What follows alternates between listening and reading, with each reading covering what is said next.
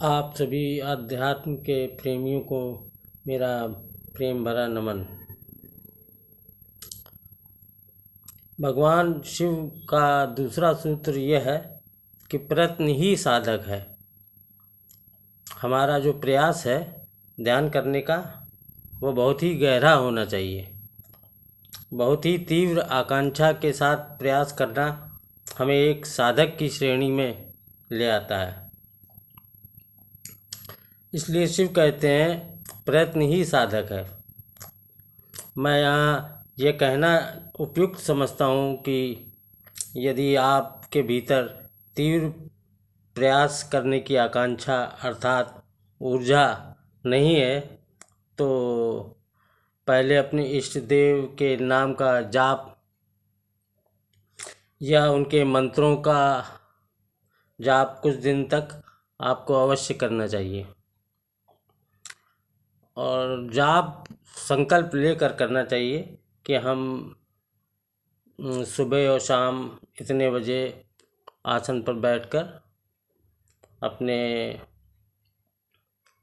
इष्ट देव के नाम का या इष्ट देव के मंत्र का जाप करेंगे। जाप करने से जब हमें ब्रह्मांडी ऊर्जा हमारे अंदर एकत्रित होने लगती है और हमें मिलने लगती है तो हम ऊर्जा को अनुभव करने लगते हैं अपने अंदर।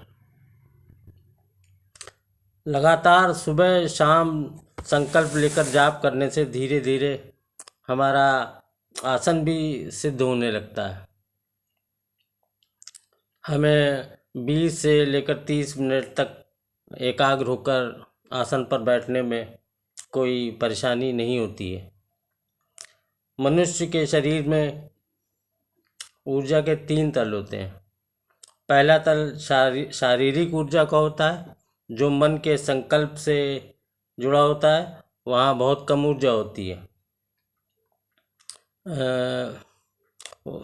जैसे कोई मतलब जैसे कोई व्यक्ति जो है थोड़े से पैसे अपनी जेब में डाल ले और बाज़ार चला जाए और कुछ सामान जाके खरीद लाए, इतनी ऊर्जा हमें शारीरिक और मानसिक तल पर प्राप्त होती है।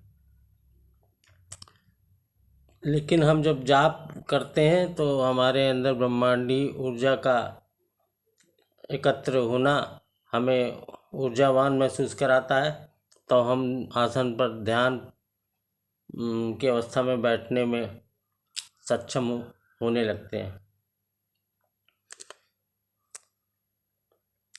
और दूसरा तल जो होता है ऊर्जा का वो आत्मा का होता है। तो जब हम शरीर से मन में प्रवेश करते हैं तो हमारे संकल्प दृढ़ होते हैं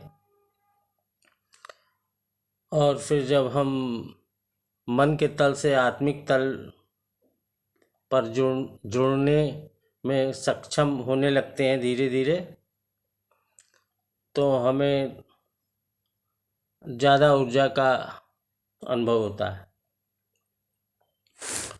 और तीसरा तल परमात्मा से संबंध होता है, उसके बारे में कुछ बात करना ठीक नहीं लगता है। शरीर से भीतर प्रवेश करने पर मानसिक संकल्पों की ऊर्जा दृढ़ होती है, तब तुम आधा 1 घंटा बैठने में आसन पर सफल होने की क्षमता रखोगे। दूसरा तल हमारी आत्मा का होता है, उससे जुड़ने पर हमारी मानसिक दशाएं भी बदलने लगती हैं क्योंकि तब हम बड़ी ऊर्जा के संपर्क में आ जाते हैं। और तीसरा तल परमात्मा का होता है जिसके बारे में शब्दों में कुछ कहना संभव नहीं है, वो सब अनुभव की यात्राएं हैं। मूलतः आध्यात्मिक राह पर चलना एक पर्सनल यात्रा होती है जो आपके शरीर से मन की ओर और मन से आत्मा की ओर और आत्मा से परमात्मा की ओर चलती है। वो आदमी के पर्सनल अनुभव होते हैं, जो लोग इच्छुक होते हैं इस राह पर चलने के, वो अपने अपने अलग अलग अनुभव एकत्रित करते हैं। प्रणाम।